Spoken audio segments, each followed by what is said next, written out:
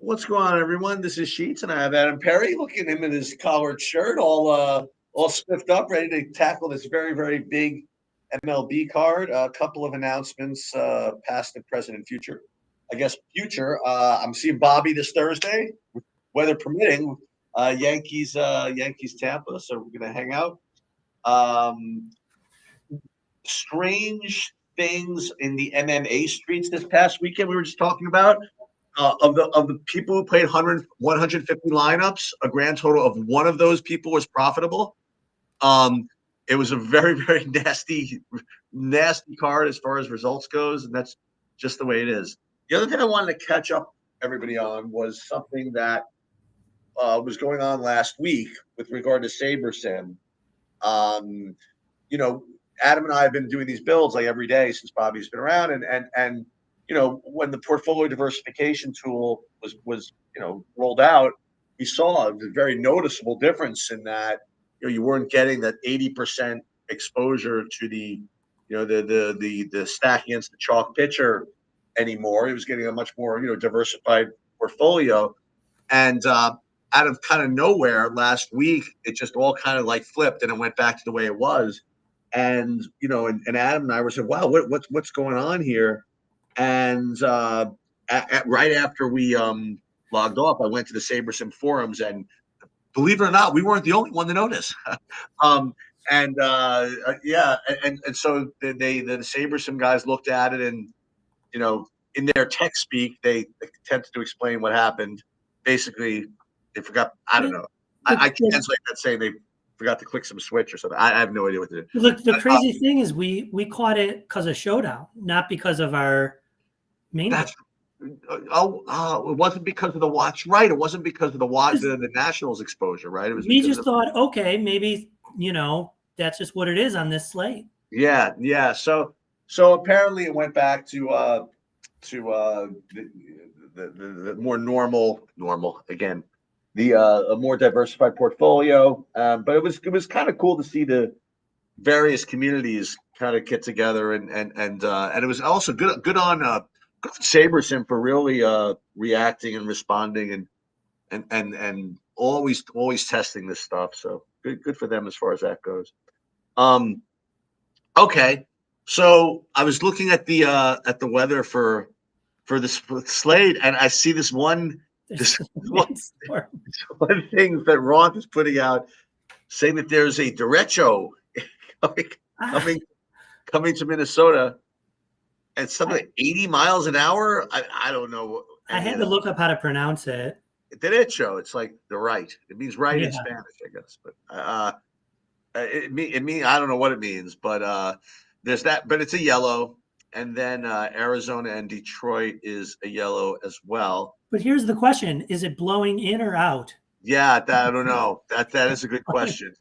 That I really just don't know the answer to that. Yeah. All right. So what I'm going to do?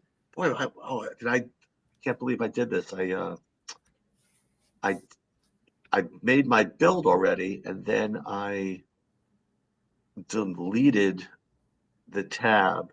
So the first thing I'm going to do is I'm going to share my screen, and then we will kind of get going. Share screen, whole screen. Now we're here, and now we're here. So again, I do like to look and see what I would think I would be getting first, and it looks as though DeGrom looked as though, as far as projection goes, was probably the top guy. But then also for Valdez, also, wow, check those out. So Valdez and DeGrom looked like the top guys, and then the first value guy that kind of showed up is Rasmussen at 7,700. He had a decent score, and then down the list, I don't know what happened to our guy Chase Burns, but I guess he hasn't been doing so well since those first 4 innings he pitched, I guess. Yeah, when he's facing the Dodgers. Oh, he's played the Dodgers today? Oh, yeah. I didn't know that. Crap. And then you got Richard Fitz, 4%. So there's some guys, and it's funny. I saw Rich Hill at 5K. When I first built, I was seeing a bunch of Rich Hills. I didn't know if that was actually going to work out that way. And as far as the hitting goes, I see the Rangers, at least as far as projection goes, looking to be the best. Looking looking to be looking to have the top projection. So what I did, you know, I'm just going to do it again. Why not? So I already did my build, but I don't want to just reveal that. So let's just again go through the process. So the first thing I did, I'm playing 162 lineups because they have the knuckleball at $5 today. So I'm putting 150 in that. Then I am going a little bit crazy. I'm playing 10 in the Immaculate Inning, which I usually don't do. So I'm doing that. Then again, that's like 3 times in a row where I said I don't do that, and I did it anyway. So maybe I am doing that regularly now. That's like three times they've had this tournament in a row. I'm like, boy, I never play 10 lineups, but I just feel it. That's like 10 in a row, three in a row. I've done that. So you have to keep an eye on my pitching slate, score or whatever you want to call it. There's just to follow up on the pitching. There's a lot of big name pitching. Who else we got? We've got Strider. We've got Chris Sanchez, Cease, Yamamoto. I mean, Strider's like down there. So what I'm gonna do? Yeah. So what I'm gonna do, and then we'll have Adam do this. I'm gonna only allow 5 3s, 5 2s, 5s, and 4 4s, and nothing else. And I'm gonna build 20,000 lineups using mine / the TrueDFS projections, and see what we end up with. And I'm also gonna stay in this portfolio diversification tool to see for portfolio diversification mode, see what we end up with. And I honestly can't even imagine where we're going to be. I'm going to guess for the fun of it that I'm going to guess DeGrom and Rasmussen and then Rangers. That's going to be my the diversifier. Now we're getting more of the chalk. Yeah. So we can, assuming it's working, unlike last time, we should get a healthy dose of the Rangers. Now, who's pitching for the Angels that we're so fortunate to be able to play the Rangers? Who's pitching for the Angels? Is it I don't even someone know too good. Is it Tyler Anderson? It is. I don't know. I mean, is it a Tyler Anderson slate? It is. Oh, Kahanowitz. Well, that guy. That guy. All right. But if you do need a Tyler Anderson, you got Rich Hill. Yeah, I was afraid I was going to get a bunch of that. So we're gonna see. All right, let's see. I mean, so if you thought Tyler Anderson was so it's funny. So by the way, I also got an answer to my question from Friday about why it was ranking by ROI, but it wasn't actually ranking by ROI. Oh yeah. I'll send you the video. Maybe you could interpret it better than me. It was something to do with it was the way it was showing was like the aggregate ROI of all the contests or something. I don't know. Okay, so before we put the contest sims, it's so funny. Who is this? Who is C. Schittler? Or Schlittler? Oh, Schlittler or something? Is he Atlanta or no? I don't know. What is he? I remember him from a few slates ago. The Schlittler. Probably 5 days ago. Oh. So what do I know? He's the Yankees. Oh no. Yeah. No. Cam Schlittler. The Yankees are apparently imploding in fine style. Somebody's got to do they do those tier lists. Yeah. Somebody has to do the tier list of lefty, soft tossing lefties like Freeland, Tyler Anderson, Rich Hill. So I have a name for you to everybody to be on the lookout for. So you don't remember this, but 4 years ago, whatever, coming into when he was coming into the NBA, I told everybody, hey, listen, if we ever get the chance to play Moses Brown, I had information because I coached against him, and even we had coached against Cole Anthony also before he went to whatever. So there's a guy, believe it or not, that we coached in Little League. Okay. He's in the Yankees farm system. And he is actually being, summoned by the fans. You know what I mean? They're like, oh, why hasn't this guy been brought up yet? And he probably wouldn't be a starter. His name is Harrison Cohen. And so we gotta be on the lookout for if they ever call up Harrison Cohen. I don't know if we're ever gonna get a chance to actually play him in DFS because I think they bring him up if at all as a reliever maybe. But I don't know. Well, we can play Showdown. Yeah, exactly. We can Yeah, play no, win with them in Showdown. if they bring him up, he's definitely being played. I mean, that's for sure. Which just by the way, I looked up the Yankees top 30 prospects. I don't see him, but Schlittler's their third ranked prospect. Schlittler? Yeah. Okay. I don't know. I mean, I don't know if they have like a deep system or whatever, but you didn't look up Harrison Cohen yet? I did. I don't see him. You don't see him? I think he's in Schlittler is single the 95th ranked prospect in baseball. So he's not nothing. Yeah, but hold on. We're gonna see how he's not even ranked, huh? It's so funny. No. Yeah, this is he's number 36 for the Hudson Valley Renegades. There he is. That's it. Scranton Wilkes-Barre. I don't know how they rank. I don't know how they rank him. Is it AAA?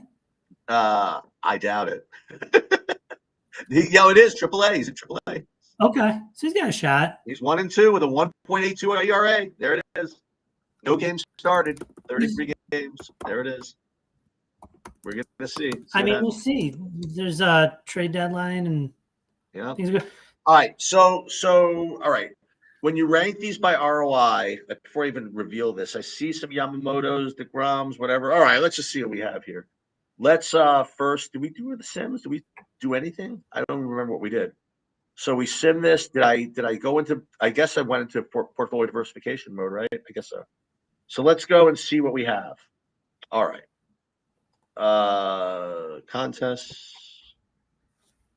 Well, actually, the first thing I have to do is to download them. Hang on. I'll upload them.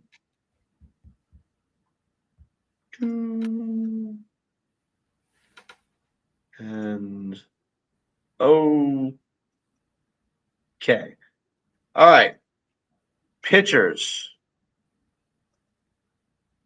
Exposure.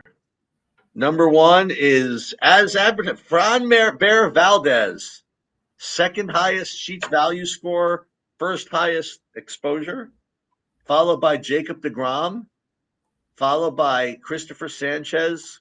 Followed by Yamamoto. It looks like a very reasonable, distribution of results here. 4% Chase Burns, 4% Cam Schlittler. Okay.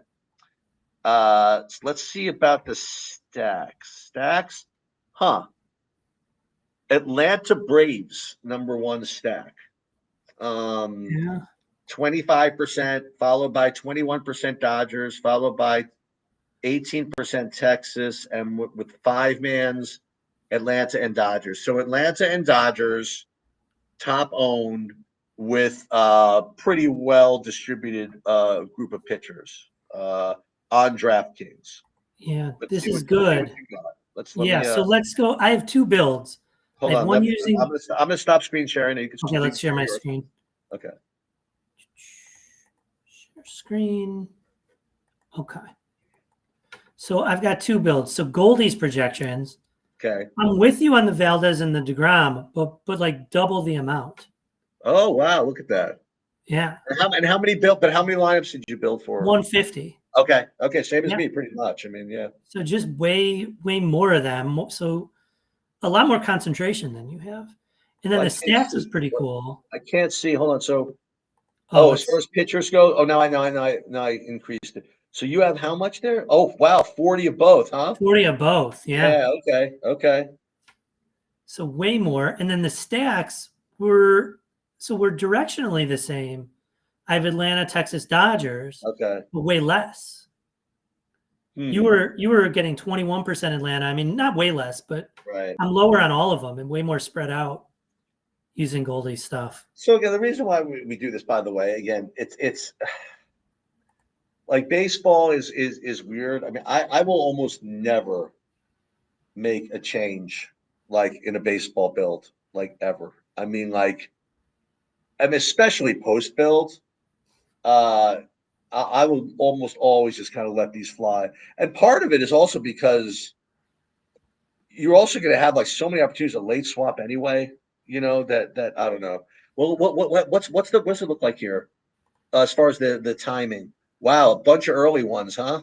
Yeah, but it's a pretty, I mean, you only have one in the the And then 7-10, you 8-10. then you always have the Nick Kurtz experience, always later in the day, huh? Yeah, I mean, you could be losing, but then he hits 4 home runs and Another 7 4 home doubles. And runs. Yeah, yeah, why not? yeah. So Um, using so SaberSim projections, it gets pretty different too. So now you see what I got here: 46% DeGrom, 36% Valdez, and 30% Cease, hmm. and just way less spread out at pitching. I've got And what 20. did you do as far as your stacks exposures? Okay, so I only allowed 5-2s and 5-3s. So that's a difference between us. Okay. And then 5-mans, I've got Texas and Atlanta. Then I've got really spread out, but I've got some Seattle, some Boston. Dodgers are way lower using SaberSim stuff. Now, is there any, now again, like the only thing I would consider doing as far as like no ball stuff, like is there anybody that we can think of that may be on a pitch limit?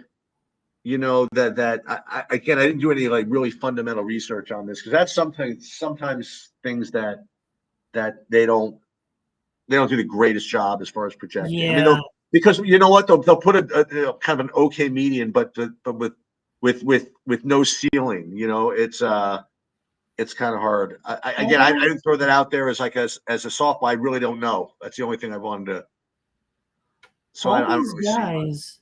All these guys, like no one should be on a pitch limit. I mean, Yeah. there may be like the usual like guy's young, so he's Right. Burns. Or they got Burns and Mizurowski on this slate. Now Mizorowski, he's like legit, right? He's been unbelievable. Yeah. But his projection's kind of low. I mean, maybe because he's against the Cubs, but I mean, he's legit. Burns has been legit for strikeouts. He hasn't been great overall, but it doesn't look like any. I mean, I guess the other thing you can like kind of worry about is if you get like a trade right before the game or something.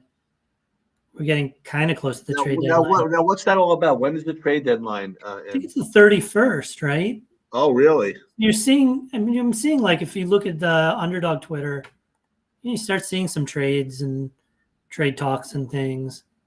Well, you also, I guess, you're probably going to want to look for lineup changes to happen. Yeah, I mean, today's not a huge deal. It definitely like Wednesday or Thursday at the trade dedeadline. You gotta be careful about that. Let's. I'm going to steal the screen back, and we'll do FanDuel. Okay, so boy, big slates, and again, just to reiterate thoughts. And again, it was really, I mean, kind of a sneaky astute thing from not that he doesn't always put astute stuff out there, but what Adam was saying last week was that like the bigger the slate, like the bigger your edge in using some of these more computer driven tools, because you just don't have the manpower. Even if you had the man brains, you know what I mean, like you don't have it in you to generate new projections for like 100,000 guys. It's impossible. Yeah, the one thing people do, so people might have a no ball take on a 12-game slate, but when people have a no ball take, you tend to have a bias towards it to think it's a bigger edge than it is. Now, if it's a small edge on a 3-game slate, that's kind of a big deal. But you have some, they're gonna pitch Chase Burns 95 pitches or something, right? Instead of the 85 he's projected. But on a 12-game slate, that's just sort of mitigated by all the different things. Yep. So, all right. So for FanDuel, we're gonna go 4-4s. I'm gonna do 4-4s and 4-3s only. So funny. I'm a lot greedier with FanDuel than I am with DraftKings. Yeah, I went down to 4-2. Okay. On FanDuel. Now, what do you do with salary on FanDuel? I don't do anything. Okay. And I don't want to say out of laziness or whatever, because I really should look at it more, because there was a period of time where if you weren't careful, you would just get 3,000 left or 2,000 left on the table, like every lineup. Not every lineup, but more lineups than one, because especially when you are really stingy about your stacks, like I am here. When you get really stingy about your stacks, what's going to end up happening is, let's say you have a really sweet looking, you have a 4-2 of something, and I only want 4 3s and 4 4s, and Right. you know you have the opportunity to play like Mike Trout at like 3K or something or whatever, 4K, and you don't do it because they're giving you a $2,200 guy to fill out one of your stacks or something like that. Um, uh, where I don't want to say but common sense should take over there a little bit, Yeah. But since they made their updates, I haven't really double checked this. Maybe I should. I mean, maybe what's the minimum they're giving us for this? 1,000 30. left, I or think is it 2,000 2,000? left. I mean, I don't know what the right move is. FanDuel pricing is a little softer, but 2,000's a lot.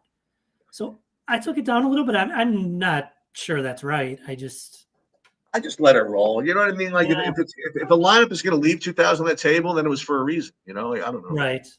I mean, now like you're building 20,000. The more you build, the less constraints you have to give it. True. So, that's another thing. But okay, let's see what we got. You think we're good? I would expect the same stuff. I mean, but let's just see. I think it's going to be Valdez and DeGrom, but I've got something a little different. Wow, I have Carson Wisenhunt as my projection, like the highest sheets value score at 5% ownership. Carson Wisenhunt. Yeah, sure, of course. Who else? Jam him. I don't know what to say. Let's see if I actually get any of them, but we'll see what happens. Oh, he's the top. Yeah, look at that. And Bobby would tell me not to play guys like because you don't need them. Like you don't need to play Right. $5,000 guys. And you get bats in if you play him. I did not. I got a little bit of him. I I got don't know if I'll actually get any of them. How about that? We'll see. using Goldies. I got a little. Let's see what I get. What team's he on? Exactly. San Francisco. San Francisco. Okay. Good stadium. They're playing Pittsburgh. Let's see. It seems to be. You know who's going to play him? Rhodey's going to play him. He loves those like two cheap What does pitchers. he? He loves like two cheap pitchers with big bats. Do you do any best ball or no? I haven't been doing it. Yeah. I find best ball, it's like really fun to do the drafts. But what am I doing? Like I'm playing a one slate. It's one slate. I don't. I don't say I don't get it. I just I don't get it. You know what I mean? And so Yeah. many people love it. You know what I mean? And they get so The obsessed with it. amount, yeah, I mean the amount of content for one It's slate. amazing. And Like imagine if there was that much content for today's baseball slate.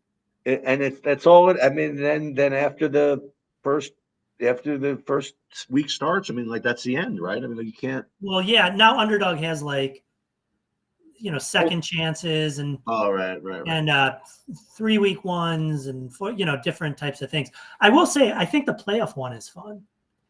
Okay. I think the playoff one has some edge. I just think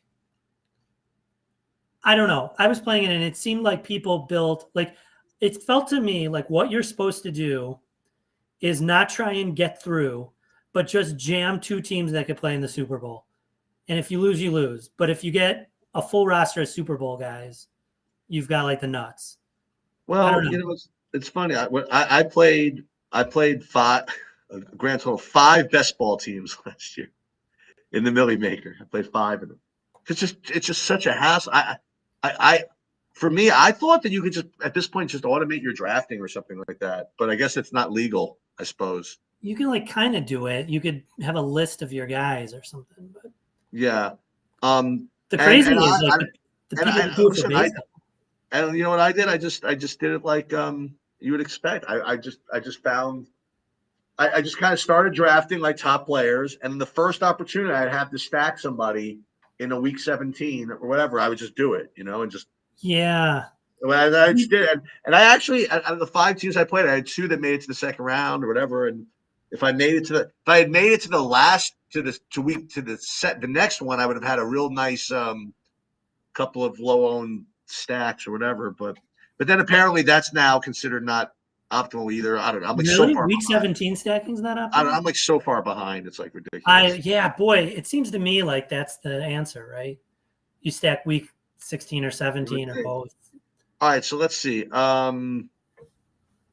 have this feeling it didn't do this right. Let's see. No, I guess it looks okay. Okay, so as far as players, pitchers, yeah, it's nothing particularly earth-shattering. I mean, Valdez, Cease, DeGrom, Sanchez, hey, 3% Carson Wheathurst. Yeah. And then as Oh, far as I'm well, yeah, as far as so stacks, Dodgers, Braves, Tampa. So nothing particularly worth flexing over. What do you? Let me unshare my yeah. screen. You can share Let's yours. share this. The good news is we're different. Okay. So let's see. Picture. Am I shared? Yeah, I'm Oh shared. Okay. wait. Oh yeah. I might have never taken the share screen off. Okay. So using SaberSim, stacks, Atlanta, Seattle, Texas as four-mans. Dodgers way Seattle. down. Huh. Yeah. Seattle. Seattle. Who's Seattle playing? Uh, Well, Oakland. In Oakland. Oakland. Okay. Yeah. Yeah, against Sears. That's a The, good spot. the big late night hammer. Big late night hammer. And then pitching, I've got DeGrom, Valdez, Cease. I've got how much? I've got 7% Wizenhunt. Wonder That's how much road he's gonna have. That's the only question. yeah. Let's see. Let's see Goldies. What I got to. What about the White Sox? They got no total against Sanchez. They're like a new team. Oh, the White Sox, they have not They're like a continued whole their. new team now. Okay, Goldies. I've got Valdez, Cease, then DeGrom. Way more on Valdez. And I've got 3% Wizenhunt only. Damn. I did kind of straying off topic a little bit, but I did a thing with James McCool from Pater today about I did it with respect to tennis, but I was just again trying to learn a little bit more about the portfolio manager stuff, and he was we are talking about this diversity score that he has, Yeah. and I'm trying to like say, ooh, maybe that's something to utilize sort of in conjunction with the portfolio diversification thing. So we talked about it a little bit. Again, I'm just trying to learn a little bit, because I mean, the way I look at it, I mean, really, whether you're doing baseball or tennis, well, let's talk about tennis, but baseball, whatever, is that okay? You got to number one get a good set of projections, all right, and that shouldn't be that difficult to do, right? But you listen, you can get different as far as projections. You can get a better set, whatever, and then you have to be able to run good lineups. And okay, so you have SaberSim, you subscribe in a way that you could build a shitload of lineups and run contest sims against what SaberSim feels is you should be running them against, and make no changes. For example, I think that at that point, that should be the bare minimum. You know what I mean? Like everybody should be able to do that. Okay, so if if you're not doing that, you're behind. And if you're doing that, you have to think of how you have an edge. So I like to think that the various ways I have projections or whatever, that I think my projections and ownership projections are better than average, whatever that means. And so if I'm using the same, or at least I'm using the tools in the easiest way possible with above average projections, that you should probably be in a position to win, right?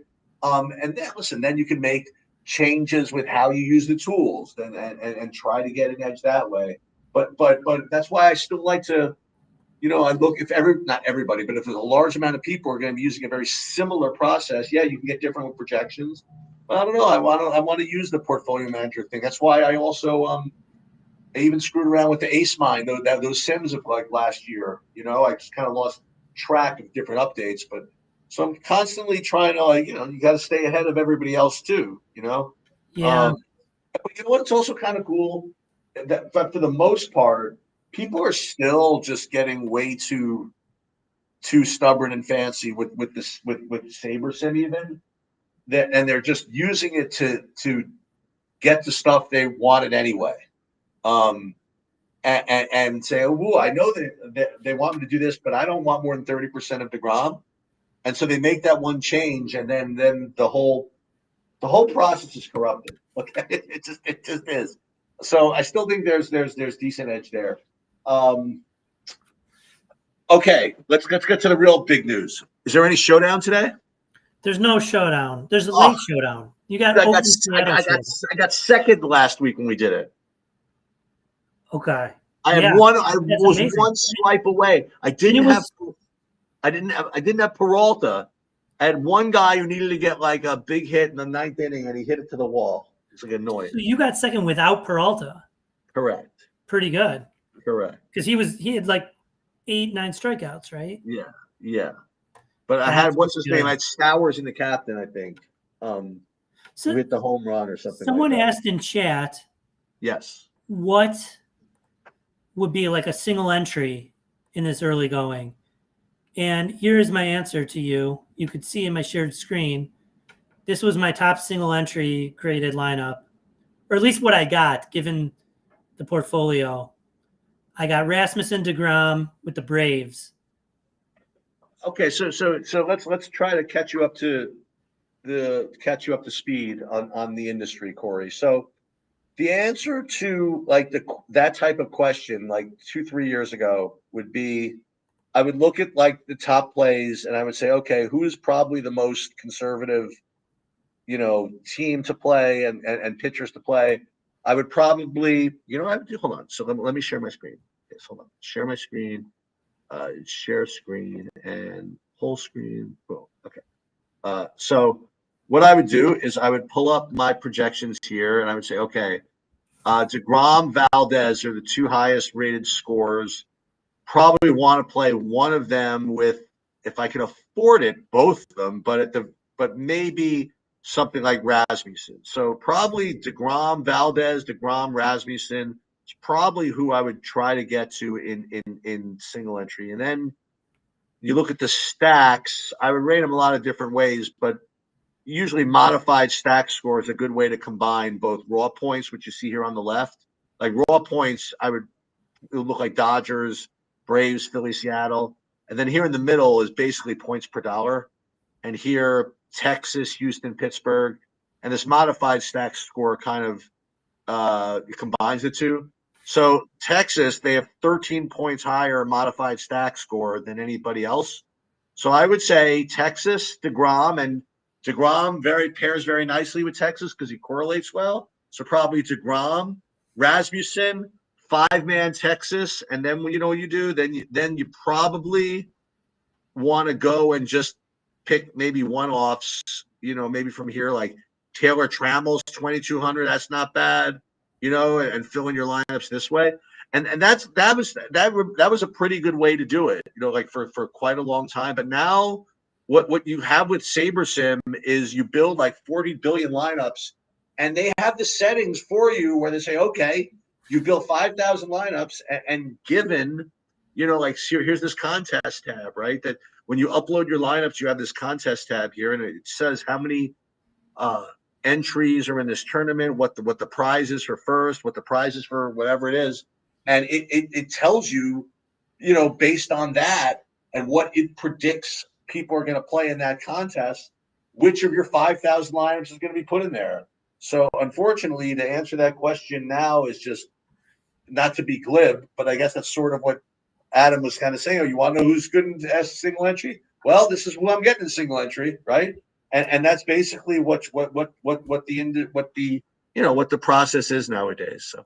So conceptually, yes, single entry, don't go too crazy, but and listen, maybe not everybody has access to SaberSim. So if you don't have access to it and you want to build by hand, you do a process similar to the one that I described. Yeah, I mean that's. I'd rather let the model do it for me. Yeah. Basically. Yep. Is single entry more of a cash lineup? Sure. I guess. You're still stacking. Yeah, you're still stacking. Are you still? Were you stacking cash? I don't think I've ever played cash in baseball. Do you have to stack in It's funny. baseball? I've never played cash. Now, would I stack? I certainly wouldn't tell it to stack. Right. I wouldn't. Yeah. But I did notice a couple times, like if you build the cash build, like it ends up stacking anyway sometimes. Yeah. Yep. Because like the best team is in Colorado or something, and you just get 4 or 5 guys from that team just because they're gonna project the best. Yep. But it's not. I wouldn't intentionally stack. Yep. All right, I guess that's going to do it. I'm gonna thanks Adam for doing this throughout the week. And again, unfortunately, it's just a tough week for me to go live. If I can go live, I will. If not, I'm gonna be moving out of the Hamptons at the end of the week, so I'll be at my computer and I can probably go live starting at the end of the week. And that's gonna do it. Feel free to post your comments and whatever questions in the Discord, and I'll see you guys later. See you later, Adam. Okay, see ya.